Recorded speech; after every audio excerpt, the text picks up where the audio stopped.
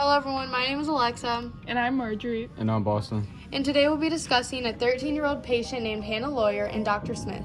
Now, some important things to keep in mind about Hannah Lawyer is she has a mental disorder called schizophrenia. Schizophrenia affects her ability to think, feel, and behave clearly. Dr. Smith felt like Hannah was doing better and decided to go into the room on his own for a checkup. This is when he could not find Hannah and she came from behind him and had a scalpel. She took the scalpel and stabbed him in his neck, which punctured an artery, and Dr. Smith bled to death. Let's take a look at exactly what happened to Dr. Smith's body when he was alive and when he was in rigor mortis. So when Dr. Smith was alive, neuromuscular junction was occurring in his body. The events at the neuromuscular junction start off when an action potential travels down the axon to the axon terminal. Next, the voltage-gated calcium channels open and the calcium also enters the axon terminal. The calcium causes the vesicles to release ACH into the synaptic cleft by exocytosis. From there, ACH diffuses across the synaptic cleft and binds to its receptors on the muscle. The ACH binding opens ion channels and sodium rushes into the muscles via diffusion. That is when the electrical impulse from the neuron travels down the T-tubule and opens the calcium channels. Calcium will then flood to the myofibrils, which will trigger muscle contraction.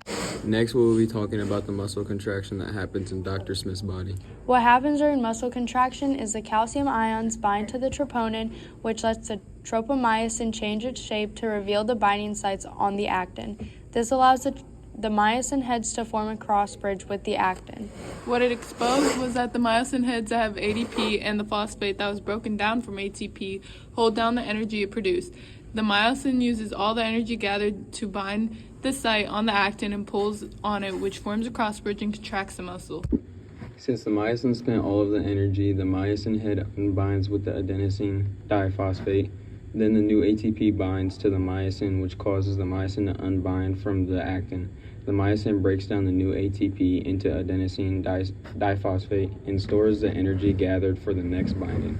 In order for the muscle to relax, calcium pumps are working to restore the calcium to the sarcoplasmic reticulum, which makes the calcium pumps take the calcium that is floating around, causing the calcium to unbind with the troponin, resulting in the troponin and tropomyosin falling back into their original state and blocking where the actin and the myosin cannot bind, relaxing the muscle.